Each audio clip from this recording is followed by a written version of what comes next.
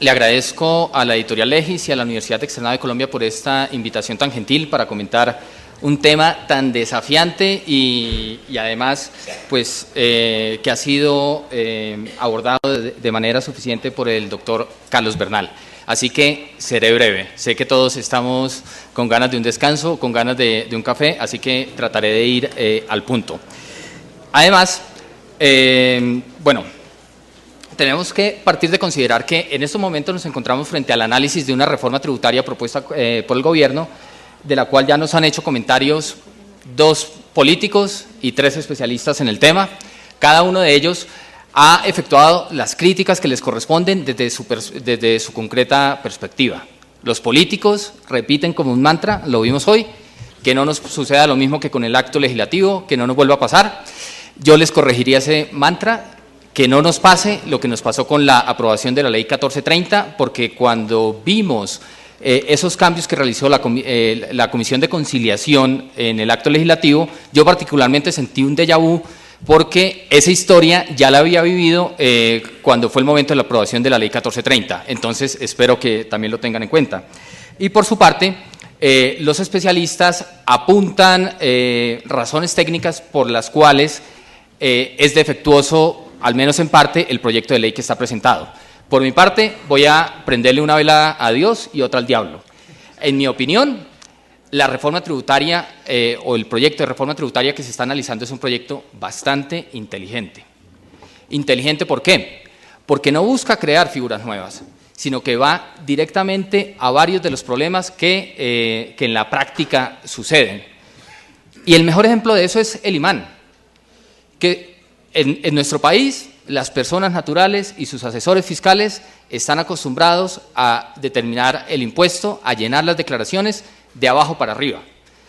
¿Qué hace el proyecto de reforma? Decirle, muy bien, reconozco esa realidad, yo lo único que voy a hacer es decirle cuál es el abajo. A partir de ahí, rellene los renglones hacia arriba como le plazca, pero el dato del resultado final es este. Entonces, es bastante inteligente, pero a su vez es bastante antitécnica. Una vez más, por ejemplificar con el caso de las personas naturales. Comete el error de clasificar a las personas naturales, es decir, trata de hacer un análisis cedular a partir de la clasificación de las personas naturales. Eso es incorrecto, porque si se quiere hacer un análisis cedular de la obtención de rentas, lo que hay que clasificar son las rentas que se perciben y no a las personas que las perciben, y por esa razón es que terminarán metidos en los problemas de tratar de identificar si un personaje que recibe salarios, dividendos y además honorarios, ¿en qué cajón lo mete? ¿Es rentista, medio pensionista, empleado? ¿Qué cosa es? Entonces, eso es un error técnico. Más errores técnicos. Transforma el impuesto de un impuesto sobre la renta, es decir, sobre los ingresos que se patrimonializan, en un impuesto que grava el ingreso, es decir, algo muy similar al impuesto de industria y comercio. Eso hace el imán, porque lo único que se puede restar es lo que se obtenga por el divorcio, lo que se obtenga por el seguro de siniestro del carro, lo que se obtenga por una enfermedad catastrófica, que tan catastrófica tiene que ser que ni siquiera está cubierta por el POS, y las cotizaciones que se hagan a la Seguridad Social por empleados domésticos. Entonces, no quisiera yo que me pasara ninguna de las situaciones que dan lugar a descuentos en el imán. Entonces, en fin, si avanzamos en esta crítica técnica, pues vamos a encontrar muchos datos que conviene señalárselos al gobierno y a los congresistas para que los ajusten, para que los corrijan. Pero, como les apuntaba inicialmente, el objetivo principal es atacar los problemas concretos que existen en la forma como se aplican los impuestos actualmente en Colombia. Entonces, a partir de la corrección de los problemas de las personas naturales, a partir de ahí se comienzan a avanzar calle a calle los distintos problemas que pueden existir con las personas jurídicas, con los no residentes, y se plantean muchas reglas, y finalmente, como cláusula de cierre, como guinda del pastel, se incorpora una cláusula general antialusión, cláusula que es llamada abuso en materia tributaria. Pues Sobre esa cláusula habrían varias cuestiones a analizar o varios temas que les propongo yo que tengan ustedes en cuenta a partir de ahora y una vez que aprueben la norma. En primer lugar, la falsa esperanza que siempre ha guardado el gobierno en el sentido de que es necesario contar con una regla antielusión para corregir los comportamientos abusivos de los contribuyentes. Falsa ilusión. ¿Por qué razón? Si vamos al proyecto de ley veremos que allí se anuncia la necesidad de contar con esa norma. Y como muy bien lo puso de presente el doctor Bernal, yo no termino de entender para qué quiere el gobierno y la administración una norma de ese tipo si jamás ha aplicado las normas con las que ya cuenta. Nos pusieron un ejemplo bastante viejo. Una norma que procede de la Ley 9 de 1983, que actualmente está compilada en el artículo 690 del Estatuto Tributario, que permite desconocer algunas operaciones societarias cuando de ellas se deriva una menor tributación para el socio o para la sociedad. O sea, todas estas historias de emisión de acciones con primas, reordenación del capital societario, la administración podría corregirlas aplicando ese artículo 690. Lleva 30 años, jamás lo ha aplicado. Una potestad de recalificación que es todavía más riesgosa. Fue aportada en el año 1993, decreto 2649, artículo 11, de acuerdo con el cual se debe reflejar en la contabilidad o tener en cuenta el criterio de esencia sobre forma. Los recursos y hechos económicos deben ser reconocidos y revelados de acuerdo con su esencia o realidad económica y no únicamente en su forma legal. Teniendo en cuenta que la contabilidad es la que en últimas determina la base gravable en impuestos como son el impuesto sobre la renta de las personas jurídicas, el impuesto de industria y comercio y adicionalmente impuestos como el gravamen a los movimientos financieros, pues cuentan ahí con una potestad que gracias a nosotros, o mejor, gracias afortunadamente para los contribuyentes, quiero decir, jamás la han aplicado. Porque ahí las herramientas las tienen. Y ahora, para el año 2013, nos están proponiendo esta regla de abuso. Y si la llegan a aprobar, les adelanto mi vaticinio. Harán 2 o 3 esfuerzos y jamás la podrán aplicar. Jamás.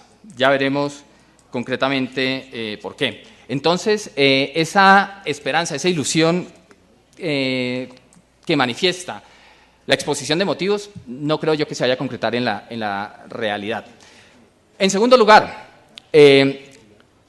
a partir de esta norma se está introduciendo un concepto jurídico que es novedoso en nuestro ordenamiento, que es el concepto de abuso en materia tributaria. Un concepto que es novedoso en nuestra cultura jurídica, pero que no es novedoso en el derecho comparado.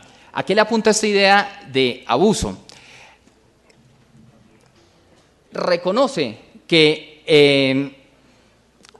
en cuanto tiene que ver con el surgimiento de las obligaciones, confluyen, o con el nacimiento de las obligaciones, confluyen 2 fuentes posibles, la autonomía de la voluntad y la ley.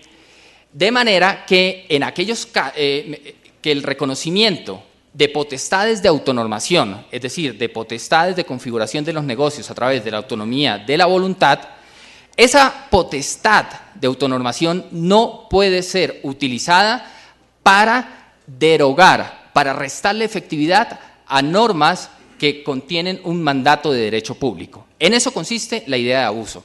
Usted organice sus negocios como quiera, pero esa organización de los negocios jamás puede ser utilizada para ir en contra de una ley que establece un mandato de derecho público. Me pasaron el papelito de los 5 minutos, entonces voy a adelantar varias cosas. En el derecho comparado, estas cuestiones han sido abordadas con distinto carácter en varios países, cuestión que también nos puso de presente el doctor Bernal.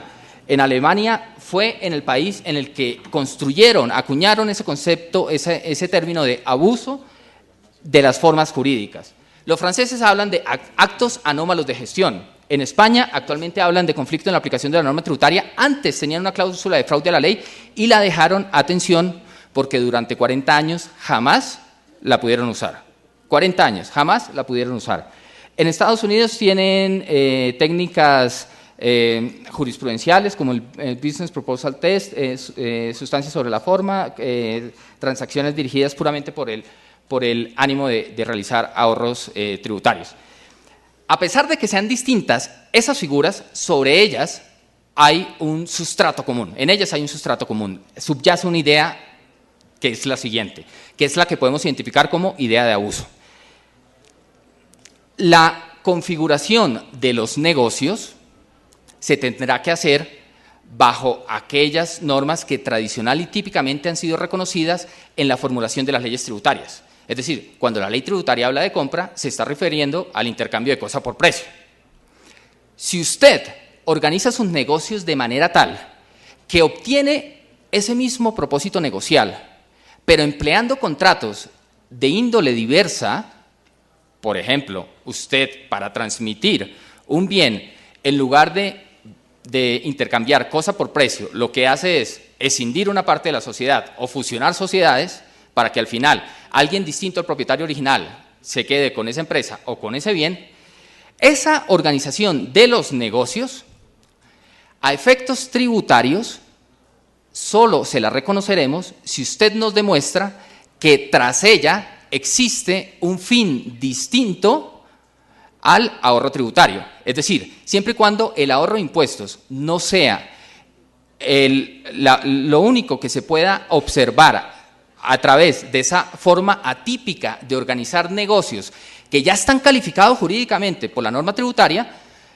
serán desconocidos y recalificados. Y atención a lo siguiente, los problemas de simulación en los negocios siempre han sido tratados por reglas distintas a la regla antiabuso. ¿Qué significa esto? Que cuando estamos hablando de abuso no estamos hablando de corrección de los problemas de simulación en los negocios. A partir de allí podríamos ver en el derecho comparado que son tanto o más específicas las distintas cláusulas en función de qué tan elaborada sea la cultura jurídica de cada país. Por ejemplo, los alemanes se dan el lujo de resolver estos problemas a partir de esas dos frasecitas. Mediante abuso del derecho no puede eludirse la ley tributaria. En caso de abuso nacerá el crédito tributario tal y como nace en el caso de la configuración adecuada de las operaciones económicas. Punto final. Eso les basta para corregir todo. Es decir, es algo muy parecido a nuestro artículo 11 del decreto 2649 que afortunadamente no se aplica. En el caso español, necesitan un poco más de ayuda. Necesitan especificar más qué es lo que sucede en estos casos. Y ellos lo que hacen es calificar como un conflicto en la aplicación de las normas tributarias, les pido que no se dejen confundir por los nombres, aquellos actos o negocios en los cuales concurren unas circunstancias dadas. Esas circunstancias son que individualmente considerados son notoriamente artificiosos o impropios. Usted quiere vender un bien y lo que hace es escindir una sociedad. Eso es raro, porque intercambio de cosa por precio es un contrato de compraventa. Segunda condición, que de ella no resulten efectos jurídicos económicos relevantes distintos al puro ahorro fiscal. Es decir, si preguntado por qué organizó así el negocio, usted no logra señalar, demostrar un propósito negocial distinto a la obtención de un ahorro tributario, se le desconocerá únicamente a fines de determinación del impuesto. Y para eso se sigue un procedimiento especial. ¿Y cuáles son las consecuencias que se derivan de ese procedimiento y de esa conclusión a la cual se arriba? En primer lugar, que se exige el impuesto, que se logró evitar. En segundo lugar, que se exigen los intereses moratorios. Y finalmente, se aclara que no procede la imposición de sanciones. Repito, no procede la imposición de sanciones, ya les voy a contar por qué. La norma, la norma 800, el futurible artículo 869 del Estatuto Tributario, que está en el artículo 82 del proyecto de ley, trata de seguir este camino, pero le hace la adición correspondiente a nuestro país. Pero vean además que allí está la diferencia entre conflicto y simulación, incluso en términos de procedimiento, porque la declaratoria de abuso, de conflicto, requiere seguir un procedimiento, en cambio que la recalificación vía simulación no exige ningún procedimiento. Y además, la recalificación vía simulación sí que permite la imposición de sanciones. Me adelanto más. Cuestiones por ver. ¿Al servicio de quién están las cláusulas generales antielusión? Normalmente se entiende que esas cláusulas están al servicio de la administración, que le permitirá defenderse frente a las actuaciones abusivas de los administrados. Falso. Las cláusulas generales antielusión están hechas para favorecer a los contribuyentes, a los ciudadanos. ¿Por qué razón? Porque la administración queda atada a la demostración de una serie de circunstancias sin las cuales es imposible recalificar las situaciones. Si no logra reunir todos los elementos del rompecabezas, no puede recalificar la operación. Y en ese problema se va a meter la administración colombiana y por eso mi vaticinio de que jamás van a poder utilizar esta cláusula, ya lo veremos con un poquito más de precisión con referencia a la norma propuesta. Segunda cuestión, metodológicamente, ¿qué tipo de operación de aplicación del derecho es la que se deriva de la aplicación de las normas o cláusulas antielusión?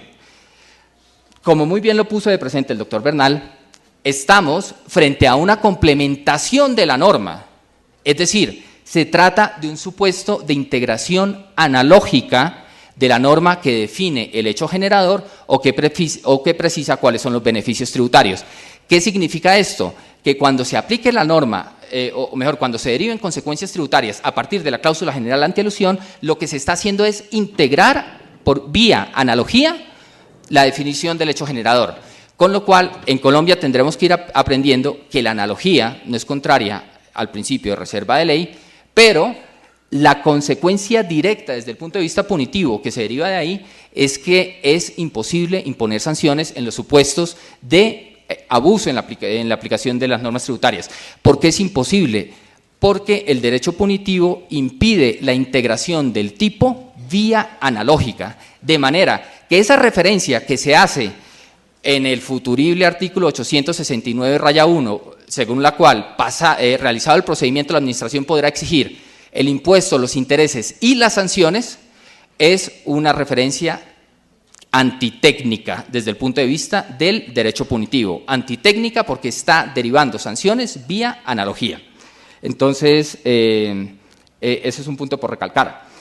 Y, pues, por lo que les he dicho, se resuelve la tercera de las cuestiones. No procede la aplicación de sanciones.